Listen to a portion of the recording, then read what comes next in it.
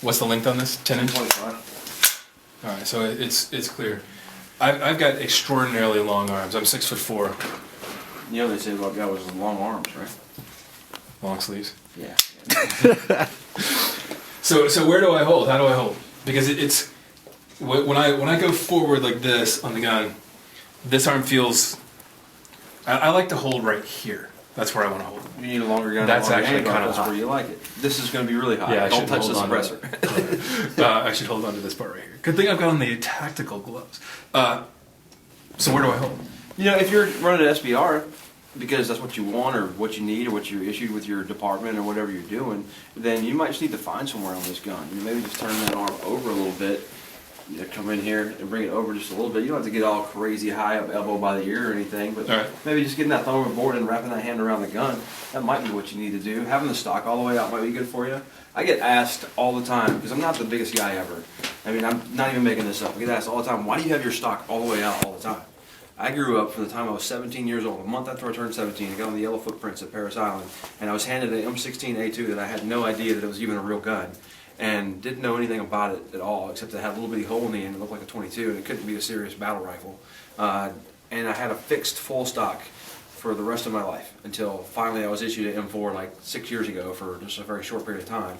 So other than that, I like my stocks all the way out. Big guys like you probably like the stock all the way out. That's part of it as well. And I know there's some other stock options out there, and not the kind that make you money, just the kind that on the back end of your money. So do I put it on my shoulder or do I put it on my chest? Do I rock it like that, or?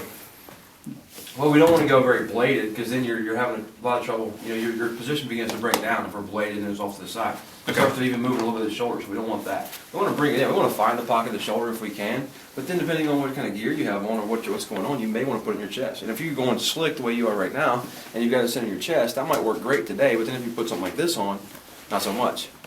So you say that pocket like right there? Somewhere, and I think everybody has their own little sweet spot. If I was doing NRA competition, long range, service rifle matches, I would say pocket of the shoulder that you could just definitely feel right there. But whenever I'm shooting out here, or shooting tactical, I guess you'd say, I don't sit it in that pocket on the shoulder. I'm still squared up, but I've got my whole arm wrapped around that gun and the elbows in, and there is a pocket, there is a place. So as you're leaning into it, yeah, you can see how it just formed around your stock right here. Right. And there's nowhere for that thing to go. It's not going to go left or right, up or down or anything. And you just get good stock weld if you don't have massive ear pro on. That's exactly right.